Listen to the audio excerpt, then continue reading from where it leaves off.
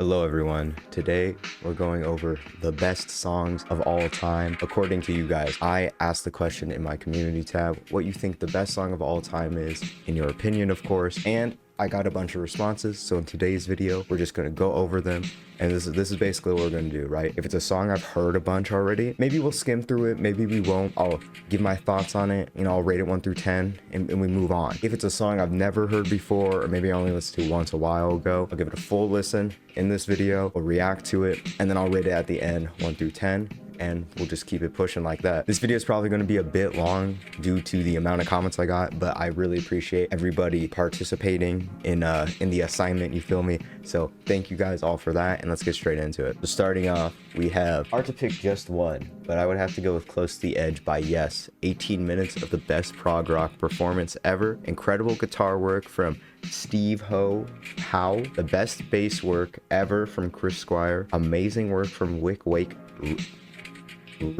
Wakeman on keyboard/organ, brilliant drumming from Bill Bruford, man these names are fucking me up, and all around probably the best composition in rock history. Such a beautiful, captivating, and life-affirming journey, which in my view reflects the journey that every person goes through throughout their life, musical perfection all the way through. So yeah, I've actually listened to Close to the Edge by Yes. I've listened to that whole album. Great album, okay, really good album. Let's pull it up though. It's been a long time since I've listened to Close to the Edge. I remember really liking the song. There's these moments of just pure like bliss on this song.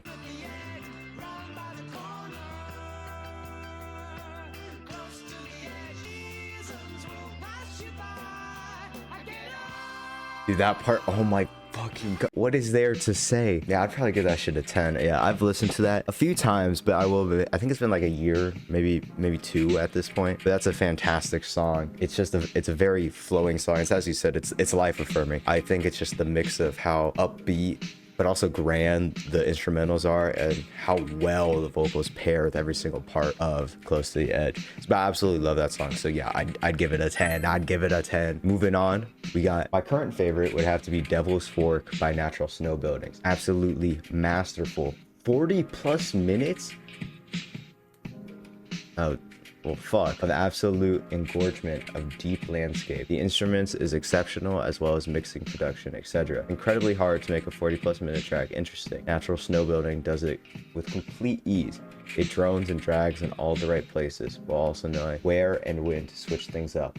Masterful. All right, well, here we go, guys. Let's do this shit. Of course it's from Daughters of Darkness, if it's 40 minutes. God damn it. Now, from what I've heard of Natural Snow Buildings, I'm not the biggest fan. I'll just say straight up.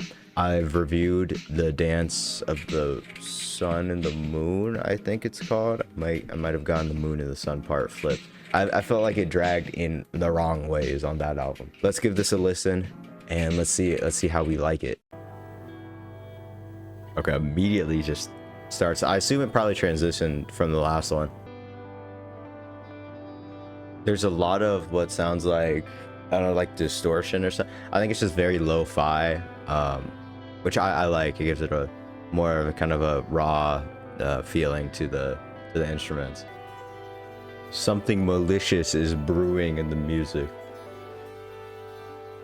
I'm liking a lot how like layered everything is, and how like it's all like just slightly like distorted lo-fi, and it's making this nice noise that is, well, it is just kind of like noise, but at the same time there's layers to it, and each one is different enough from the other that it's an interesting to listen to. I'll say this is like top tier like walking at night music. Man, this shit's nice. I won't lie, this is pretty nice. Very calming.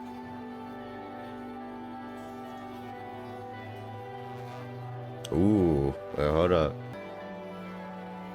Dude, it's fucking me up. That like flute sounding noise sounds exactly like some shit Fishmans would use. Maybe I'm too like chronically on this online music stuff, but that like flute noise in the background sounds like something from Fishmans. It heavily reminds me of that. Whoa, chill. Damn, dude, fuck. Ooh, ooh.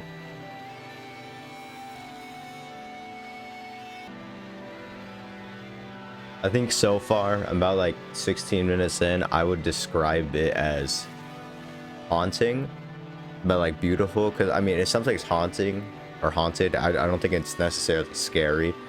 So I'd say it's very haunting, but it's also very beautiful. It's incredibly calming, and it's just like the layering of like the more just like kind of lo-fi instrumentation on top of this like distorted like feedback, I want to say it might be. It's really well done, and it makes an excellent atmosphere that you can easily get lost in. For those wondering, I'm trying the new Monster flavor. It's pretty all right. Oh my god, the fucking, that distortion's like it's rippling through. This shit's insane. Oh my god, it's that is fucking wild, that sound.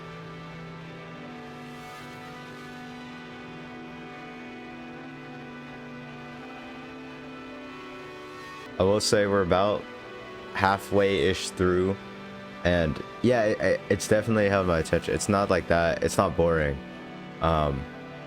which I think, you know, it's hard for drone, at least for me, to do that. So it's doing a good job of remaining interesting. As I listen to this, I just keep thinking, I wish I was not just sitting here listening to it. This is like perfect nighttime music. Like, oh my god, dude, this music was made for being out at night. Oh,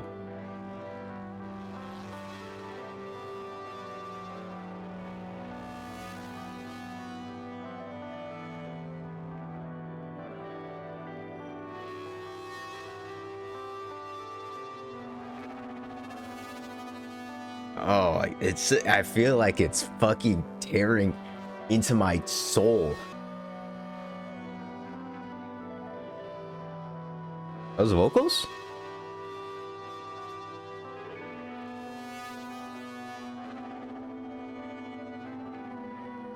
Oh, those are vocals. Whoa, okay. It's like the reverse of what was happening before. We have these very gentle vocals and beautiful clear instrumentation, but the distortion's still slightly in the back. But it's like the opposite, where before the distortion was in the front and the instrumentation was in the back. It's like they flipped it almost, but in a very smooth way. Like it wasn't jarring. It was a very seamless change.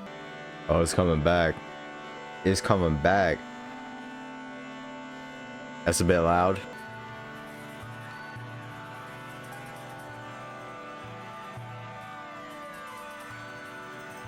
The fuck is that? I don't know what the fuck that is. There's some new noise. I'll say I'm liking this part a bit less than the first half, or compared to everything up to this point. The feedback distortion thing is making a comeback. You're getting vocals again. This is definitely the like noisiest part. Oh, those drums are. Ooh, whoa.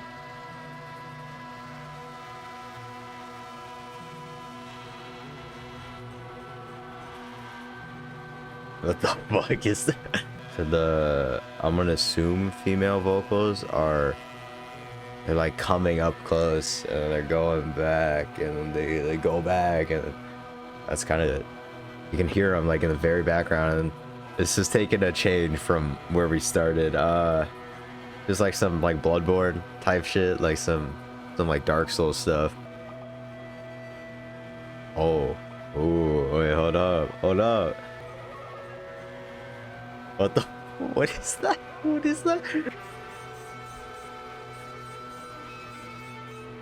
Okay, come on. Oh my god, dude, those vocals, they're still back there. Almost feels like a lot of the elements from earlier are coming back and meeting with the vocals and the drums and stuff that have been introduced in like the last 10 minutes. The intensity is like slowly ramped up in the past like 4 or 5 minutes. Yeah, it's like right in these last few minutes, everything from earlier, from the entire time, is like coming together at once. Oh, it just kind of fades out at the end. Okay. When I started recording this, I didn't think the second song I would listen to would be a 40+ minute drone song. So what I think about it, I think you are right that the overall production and instrumentation, I think it's layered super well. It's pretty interesting and just incredibly like calming, but also like you're on edge a tiny bit. Now, this being said, I think I would like this song a lot more if I was listening to a different setting, like at night preferably, and not at 8 in the morning when I'm recording this. Also, personally, I liked the first 30 minutes. I thought were pretty perfect, but like minute 30 to 40, where there's a bit more vocals, a bit more drums, I kind of lost a bit of interest. I think it picked back up near the last 5 minutes, where it kind of brought everything back and combined it, which was pretty interesting. But that 30 to 40 minutes, I was a bit, I wasn't locked in as much as in the first 30 minutes. But the fact that I was even, that invested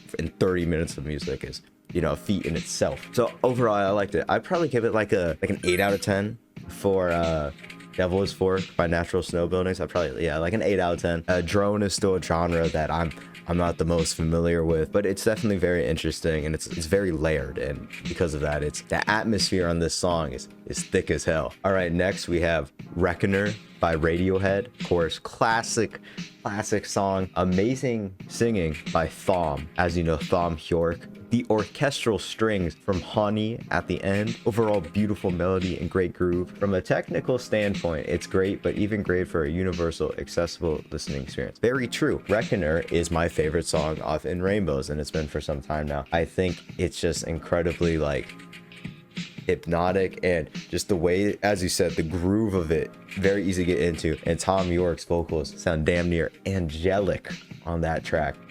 I accidentally clicked Premiere Pro. That's what I get for putting Premiere Pro right next to Spotify on my taskbar. Here, let's just play a sec of Reckoner. I've listened to that song so many times, but it's so good. Oh my, that shit's just so good. That shit's so good. Yeah, I'd give Reckoner a 10 out of 10. I think it's a perfect song. I think it's one of, if not the best, off In Rainbows, and everything about it just is so beautiful and captivating from start to finish. So yeah, 100%, we'll give that a 10. Next, we have Mind Playing Tricks on Me by Geto Boys. Is the best hip-hop song of all time, period. The song's main themes of growing paranoia and trauma with black neighborhoods due to gang violence gets downright emotional in the song. The beat also sounds very modern for 1991. Let's see, I don't know this off the top of my head. Maybe if I saw like the art. No, I have no clue what this is. All right, let's give it a listen. I'm staring at the woman on the corner. It's fucked up when your mind is playing tricks on you. Ooh. Yo, this beat is crazy. Three blind, crippling, crazy senior citizens. Oh, huh. My mind is playing tricks on me. Wow, dude. Oh, this beat is so good. What the hell? She helped me out in this shit, but to me she was just another bitch. Now she's back with her mother. Now I'm realizing that I love her. Now I'm feeling lonely. My mind is playing tricks on me. Dude, this story, fuck. I'm locked in, dude. What the fuck?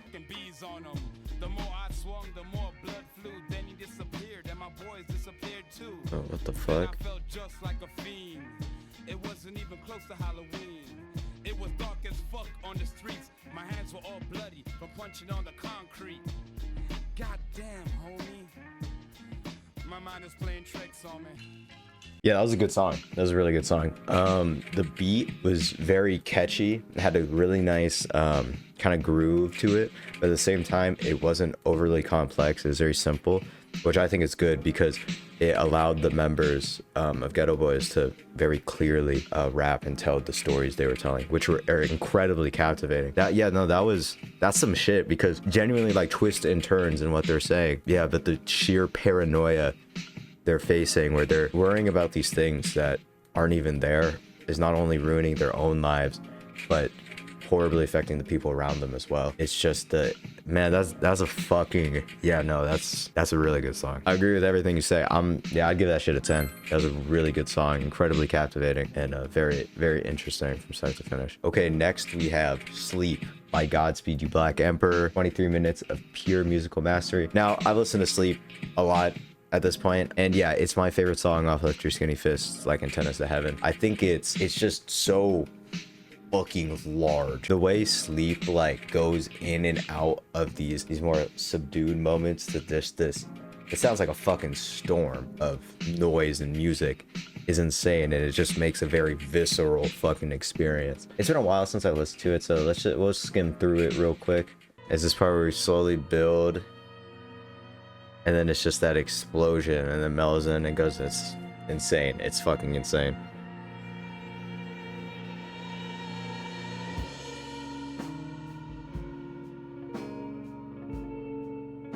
Because it builds up, and you're like, oh, it's about to happen, and then it cuts and it goes slower, and then it actually happens. It's fucking insane.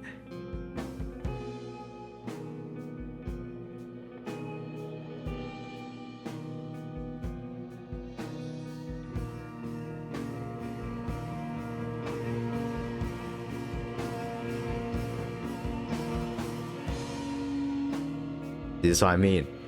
They build up that anticipation, and then when it finally happens, it's like, holy shit.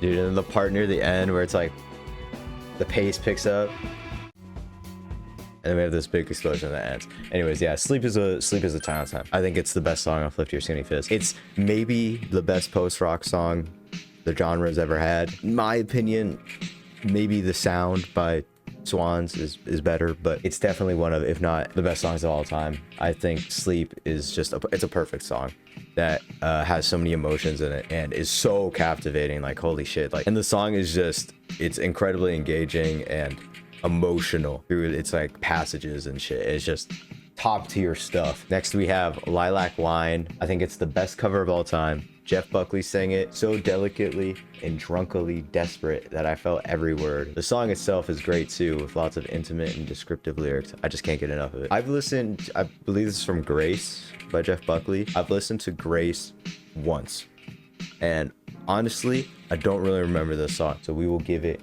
a listen. We'll give it a listen. Makes me see what I want to see and be what I want to be. God, bro. When I think more than I want to think, but do things I never should do. I drink much more than I ought to drink, because it brings me back you. God damn, bro. Ooh, wait, hold up. Jeff's voice is like, that's top tier. That's the pinnacle for male vocalists. Oh my god, dude. Like how sparse the instrumentation is in the song, makes his vocals really shine.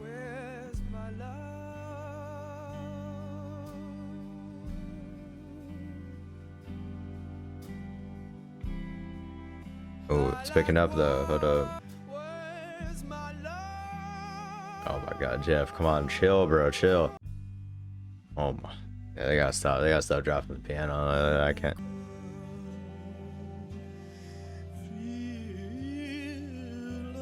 Oh my, Jeff, oh my, god damn. Fuck, how you just gonna do me like that, Jeff? Come on. Yeah, that shit's amazing. I give it a 10 out of 10. I feel like we're gonna get a lot of 10 out of 10s on here, which I mean makes sense. You know, you're picking the best songs. Y'all are picking the best songs. Yeah, dude, that was, I just felt like Jeff was serenading me, but like it was so deeply emotional. And because he can obviously go way crazier with the vocals, but he was so gentle with it, and the instrumentation was like just enough where it was interesting, but it wasn't overpowering Jeff. Wow, it was just perfect. It was really perfect. It was beautiful. It was sad. It was, man, I love that shit. 10 out of 10 for sure. All right, let's keep it going. Next we have The Moon by The Microphones. As I have so many feelings and memories associated with it, every time I listen to it, they come to me in a different light. I find it comforting. Obviously for you, The Moon is very personal, that's why you like it, but The Moon is a really good song. It's one of the best off of The Glow Part 2, and I think it's probably one of the more approachable songs on it. So let's pull it up, because I've obviously listened to it a lot, but we just gotta hear it. I just need to hear a bit of it. It's personally like my favorite song on The Glow Part 2, which I re-listened to recently. Completely forgot to say it during the actual video, but my favorite song is I Want to Be Cold. That's a good one. And I'll say I'd probably give it like a 9 instead of an 8 out of 10, but I still don't like the outro. It's like the guitar almost sounds like Fragile, right? And then it like drops into the sound, like the noise of the album. It like subdues you.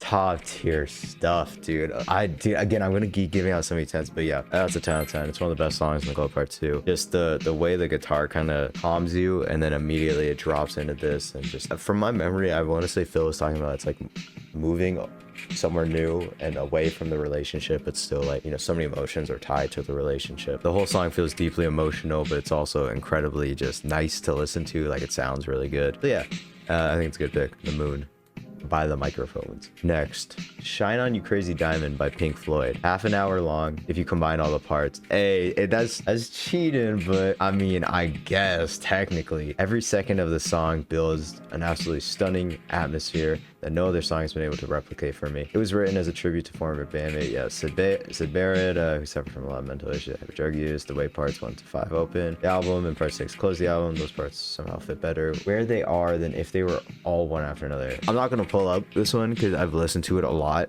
I'll just say right now, I like parts 1 through 5 more than 6 through 9.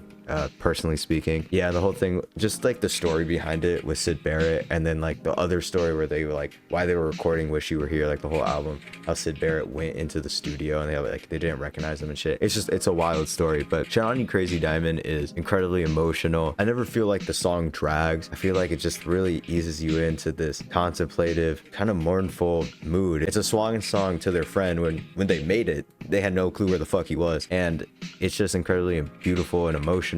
Now, if I had to like rate like the whole thing, I agree with you that I think them being on the beginning, the intro and the outro of the album was smart, because I think if they're one after another, I don't think it would have worked as well. I think Shine On You Crazy Diamond part 1 through 5, 10 out of 10. 6 through 9, I'd probably get like a 9 or an 8. I just find it less engaging than the first Shine On You Crazy Diamond in the intro. I think it's mainly just because in Shine On You Crazy Diamond, parts 1 through 5, we build up to a point and then it ends. But on 6 through 9, we kind of build up to a point, and then there's a lot of shit after it that just kind of feels empty a bit, in my opinion. But it's an excellent choice, and it's an amazing song, incredibly emotional. 10 out of 10 for the first one, like an 8 or a 9 for the second one. There we go. Next, we have Sometimes by My Bloody Valentine. Has to be my pick. The muffled vocals behind a wall of comforting noise creates such a bittersweet atmosphere. Yes, for the past, I think, month, 2 months, I've been listening to this song a lot. I think it's a perfect song. I think it's 10 out of 10. Easily. It's my favorite song off of Loveless. And it's just incredible. The distorted guitar and then the acoustic guitar kind of meshing together is perfect. And it's the one song on the album where the vocals are just incredibly, they're like melancholic and emotional, and the whole song just kind of puts me to fucking trance. It's so emotional and so beautiful at the same time. I absolutely love that song. Its atmosphere it creates is just, it's perfect. Like it's noisy, but it doesn't feel overpowering, and you can still hear the vocals, which, you know, depending on the song off Loveless, isn't always the case. But on Sometimes, I think it's perfect, and I'd give it a 10 out of 10. Now, here we go, more Pink Floyd. Wish You Were Here by Pink Floyd is one of those songs that got a wide appeal and is perfect everywhere. Yes, for personal reasons, you know, real life moments I've had with the song, I do think it's a perfect song, but even without that, it hits right here, man, right? The emotions from the song are just so easy to connect with and feel, and the instrumentation just feels so emotional, just in the guitar playing and what they're saying. It's just a perfect song. Wish You Were Here is an amazing album. Yeah, I'd give Wish You Were Here a 10 out of 10 as well. I think it's an amazing song. Just fucking kind of sad almost, but it's really heartfelt, and I think it goes through. It's very clear how heartfelt it is when you listen to it. Next we have by this person. They say it's tough, but I'd say Montaigne by Pinback. The way the song builds and rises and moves seamlessly from one gorgeous section to the other. I'm not really the kind of person to get overly emotional while listening to music, but this song never fails to stir something deep within me, especially when those vocals come in towards the very end of the closing coda section. Just wow, holy fucking shit. 40K, it lifts me up every time I listen to it. It reminds me of the life-changing magic that music possesses. Please don't be like a 30-minute song, please. Let's see though. Let's see. Oh, it's only 5 minutes. Bless. Thank you. All right, let's give this a listen. Let's give this. Oh, it's like this one. It reminds me of the one Elliott Smith song. It's like, oh, never mind. It's not like Elliott Smith. Okay, switch up. I feel it.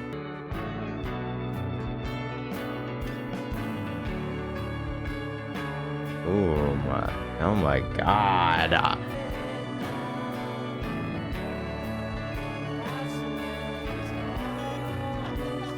That's some shit right there. I like the instrumentation is very strong, and like the slight like 2 changes that were in there and kind of just how it increased in volume, especially near the end, was pretty good. I will say, I guess I expected a bit more from the lyrics. I'm not saying they're bad, it's just I guess I expected a tiny bit more. I like the ending, but I thought it'd get a bit crazier near the ending, but it was a very kind of like calm yet powerful emotional song that I really enjoyed. But yeah, I guess I expected a tiny bit more from the lyrics. I'd probably give it like an 8 or a 9 out of 10. It was still a very good song. I liked it a lot. I see this as the outro on the album. I could see this being a really good outro for the rest of the album. Obviously, I haven't listened to it. All right, next we have, how do I say this without horribly butchering it? Amor, eterno-en vivo in el palacio. All right, we're pulling up Google Translate. Amor eterno-en vivo, en el Palacio de Bellas Artes, por Juan Gabriel.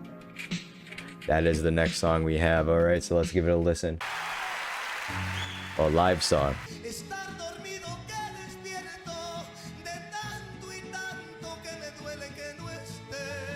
Damn, bro is putting his heart and soul into this song.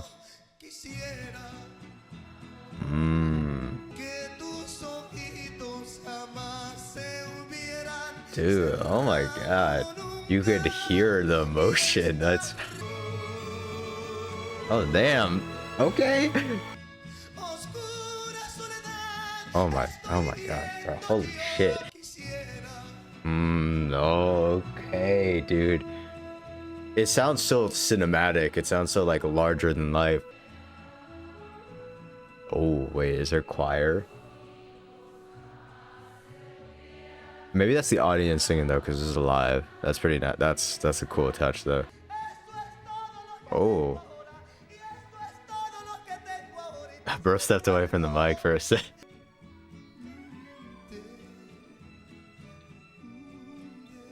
Yeah, the audience need to be quiet for a second and let my man sing.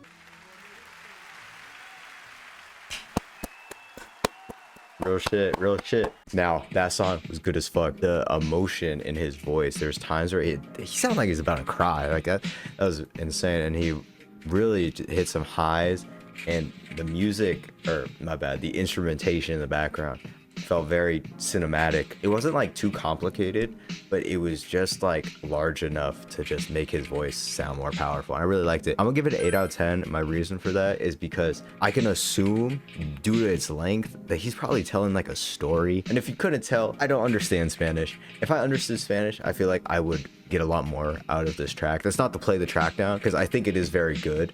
I just I don't know what he's talking about. Even if I had the lyrics pulled, I probably should have pulled the lyrics up, but if I had like translation of the lyrics, I'd probably like it more. But yeah, no, that was really good. And I bet he was spitting. That's the thing, is like, I bet he was spitting just straight facts. I don't understand, so that's a me thing, I guess. Next we have Crab Pony Gorilla Girl by Shoot. Nah, their name is that though. A Tooth for an Eye by The Knife is genuinely one of the greatest songs ever made. The vocals, the instruments, everything is amazing. 10 out of 10. If aliens were to come down and we were to show them what music sounds like, this would have to be one of the songs played. Either this or So Anxious by Genuine, or Long Season live at a Kasaka. I'm gonna just go off the one you said. We're not gonna be doing all three. I have other shit to do, so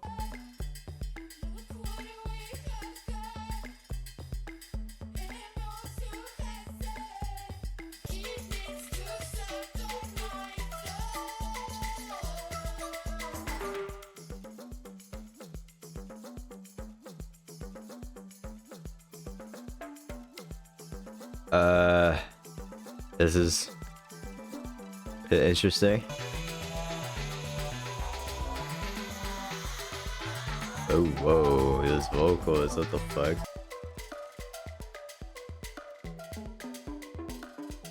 Alright, we got a minute and a half. What they're gonna do with the instrumentation? I'm gonna be honest with you. I did not really fuck with that. I mean, if you like it, more power to you. You feel me? If you like it, more power to you. Take my opinion with a grain of salt. I don't know. Maybe I just haven't listened to a lot of music like that. The vocals were interesting, but the lyrics were repetitive. The instrumentals were so sparse, and they like kind of changed, but not really. I would have liked if they like changed a bit more.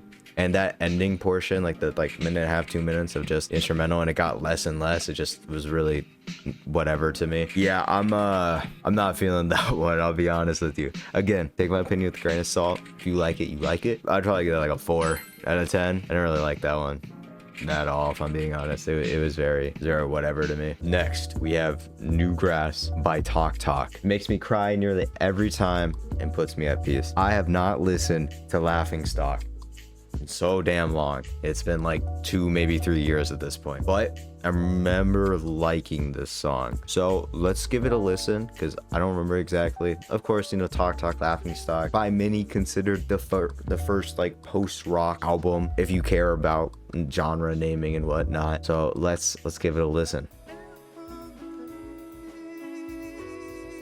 Oh my god, the vocals. I love how just kind of teetering on the edge of like barely being understandable the vocals are, and just this beautiful sound that the song's making. It's so calming, but it's not boring. Dude, this is so beautiful. Holy shit.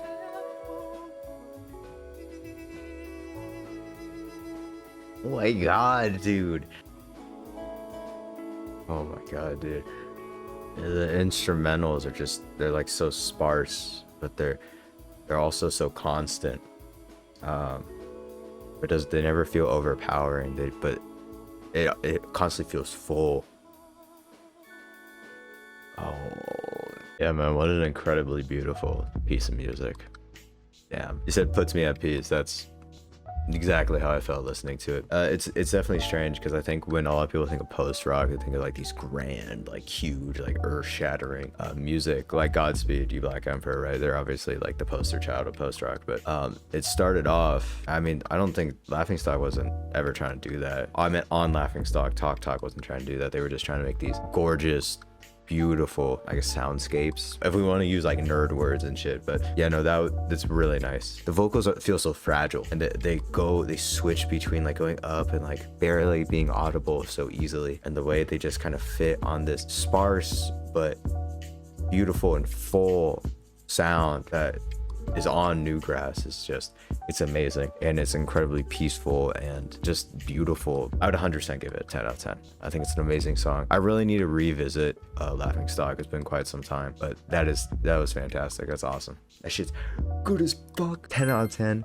Something light, you know, nothing too crazy. Okay, let's continue. If you're noticing the shirt, this is 2 days later from the last song, because I record a lot of footage and I don't have the time to do a 5-hour session of recording. So next song we have On GP by Death Grips, a chilling noise / industrial rock twist from the group with some of the most haunting and personal lyrics I've heard in any song to date. I could go terribly in depth, but I don't want this comment to be terribly long. And because it's Prior VJ, gotta mention Grouper. Grouper's song is Headache, favorite Grouper song. That's nice, you know, like Mr. Beast, you feel me? Like, that's nice. But let's talk about On GP. Absolutely, On GP off of Death Grips, my personal favorite Death Grips album, Ginny Death. I'm not counting the powers that be, because I mean, like, technically it's like a compilation, but it's also like a double album, so whatever. But like, On GP is by far Death Grips' most emotionally potent song in the most straightforward way. What I mean by that is because Death Grips does have a lot of like pretty emotional songs lyric wise, and just kind of how in depth it explores MC Ride's psyche and whatnot. But on a lot of the songs, the lyrics are just kind of make it a bit esoteric or hard to understand. But on GP, it's very straightforward. It's very straightforward. And at the same time, On GP is able to be incredibly sad and really depressing, honestly, but also extremely triumphant. And it's like a fight for life. And it's just a great song. But here, like, the intro.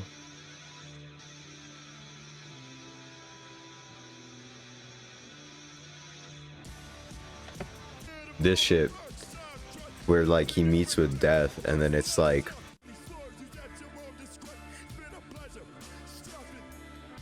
oh my god, bro, like that shit just, you know, the song is really good. Probably Death Grip's best song, maybe second best. It's for sure one of their best, without a doubt, just on so many levels, lyrically, production wise, and it's a great song. So yeah, On GP, I'd give it 10. Ginny Death itself is a amazing album with close to no flaws from my memory. Okay, next we have Tattooed Man by Coil. Been my favorite song for a year, maybe a year and a half now.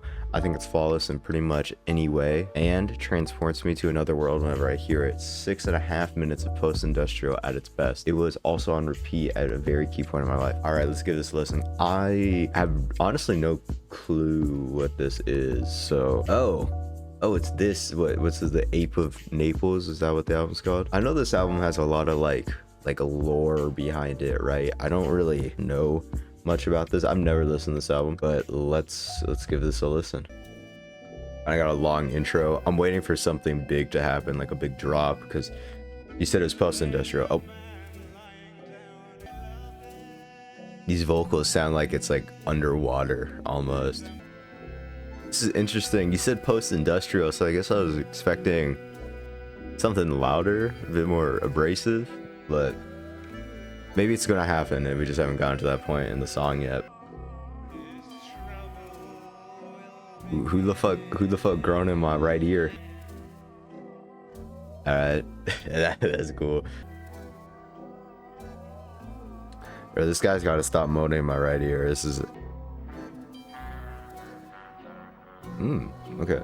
It's like a trumpet or something. I don't know how I'm acting like I know what instrument that is, but I'm gonna be honest, that was interesting. When you say post-industrial, maybe I don't, because I know industrial, right? But I guess I'm not very familiar with post-industrial. So just hearing the words post-industrial, I was expecting a lot more abrasive music, but that was very calming. It felt like that shit felt like I was, you know, in Naples, like I was in Italy on some shit. Like it was one of those like European movies where they got the montage moments of the person traveling or some shit. That's what it felt like. It felt like the vocals though were very haunting, and the way they were kind of mixed in and the effects used on them and how they kind of just fit in the song was really interesting. And overall, it was kind of a chill little, you know, cool little song. The vocals, obviously, they were talking about, it sounded kind of fucked up. I don't fully understand what the vocals were. So, but yeah, no, that was pretty good. It makes me interested in the album. I've heard a lot about the Ape of Naples, but I really don't know anything about the sound or its backstory, though I know there is some like backstory to the whole album. I'd probably give that like an 8.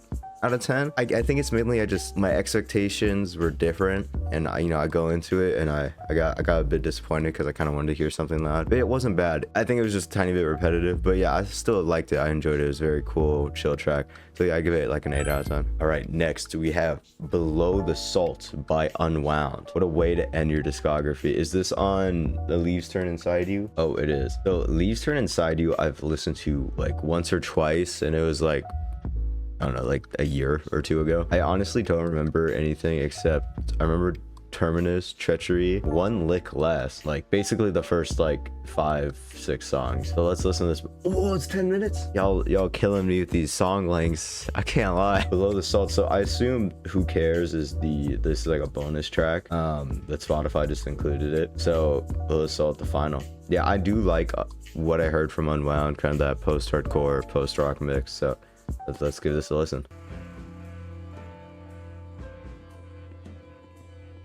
Oh, whoa, in the left ear, what the fuck?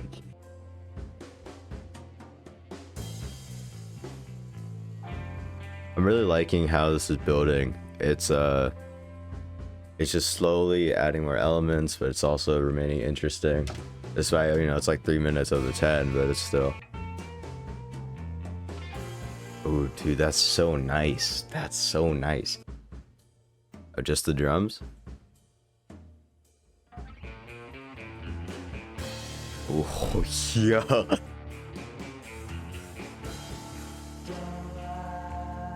Oh, boy, we got vocals.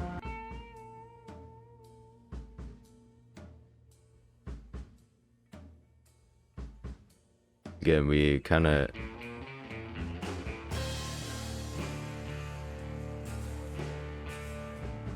The way that builds from all the parts and then just the drums and the drop is really nice.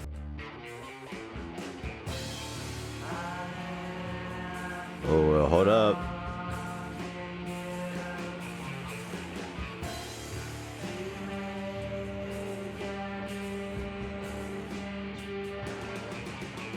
Oh, shit.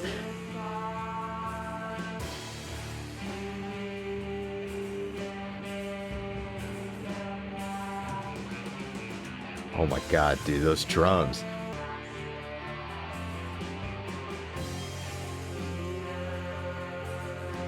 You gonna have a like grand explosion in the last minute? What's happening?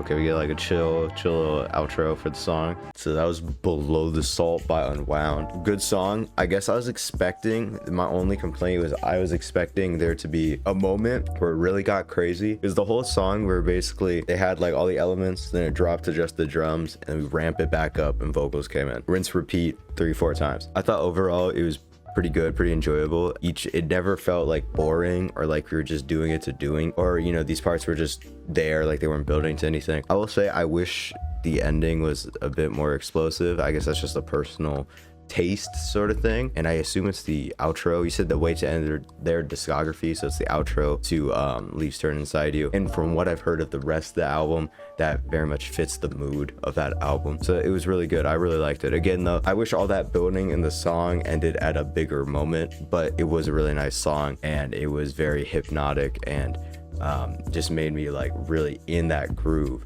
I was there for it. You feel? I was down for the cause. So I'm gonna give Below the Salt, I don't know, probably like a 9, like a 9 out of 10. It was pretty good. I enjoyed it. All right, next we got Miles Davis. Yeah, the title track from Miles Davis's Bitches Brew is some of the most innovative and incredible music I've ever heard, as the whole album. To be honest, thank you, Tyler Linden. Knowing Miles Davis and knowing jazz in general, I pray to God this isn't as long as I'm expecting it to be. So the first track, the title track,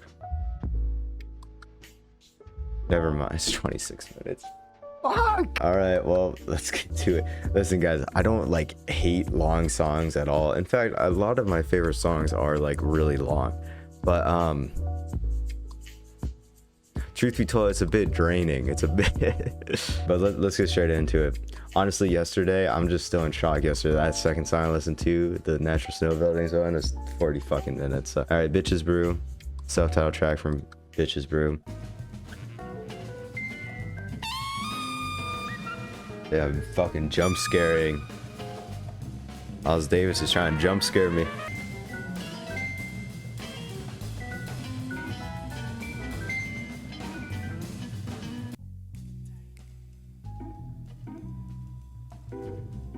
Excuse me? Did somebody just... I think somebody just spoke. Am I tweaking?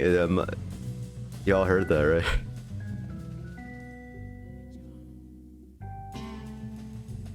What the... What? What did the person say? What's happening with their keys?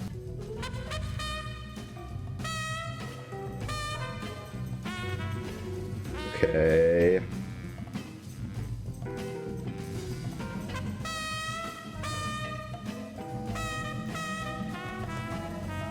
By not having the trumpet for so long in the song and then reintroducing it, it's always really nice to hear. Man, this jazz is jazzing right now.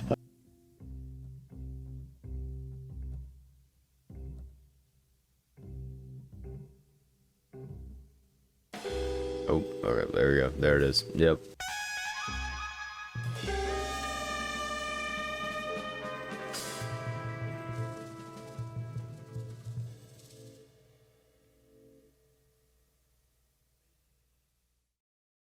Okay. Bitches Brew. Miles Davis. Every mile has its Davis. Every bitch has its brew. Maybe the brew, maybe the bitch is the brew we made along the way. Maybe that's the story. Okay, so before I say anything, I'll just off the bat, my experience with jazz as a genre is very limited and surface level. I reviewed Karma by Pharoah Sanders, which I thought was an excellent album. Probably one of the best albums I found via this channel. And I have listened to Some Kind of Blue, also by Miles Davis, but that's a very, that's a surface level, like almost everybody's heard that, and it's not like the most complex or challenging jazz album ever. Now that being said, I think what I'm about to say is mainly because I come from a place with not a lot of experience in jazz, especially jazz like this. This is a lot more free-flowing would be how I describe it. Like nothing feels very grounded, and I feel like that's the point, but at the same time makes it a bit less enjoyable for me, because even in like a really long jazz song like The Creator Has a Master Plan, it feels like we're always moving towards a specific direction, and the parts are all very interconnected because there's a specific point in mind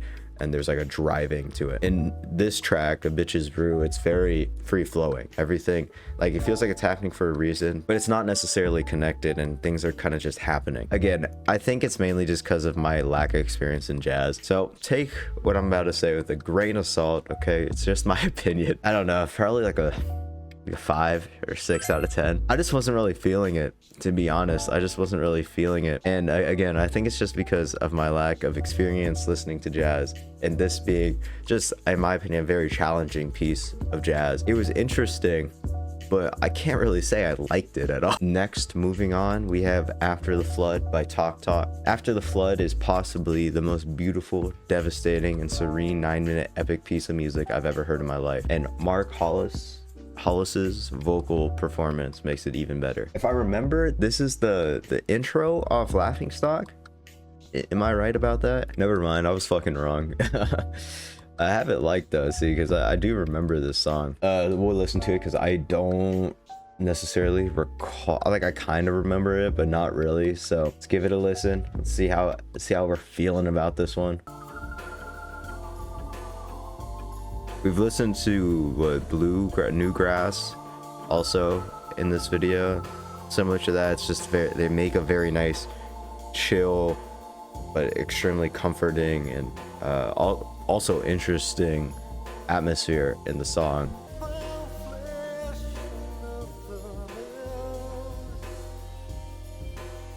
And just like Newgrass, the vocals are just beautiful.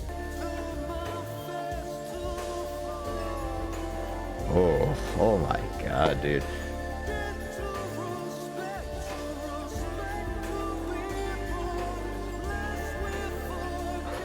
Yeah. Okay, I'm remembering the song now.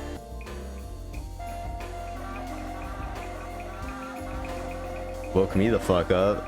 Damn.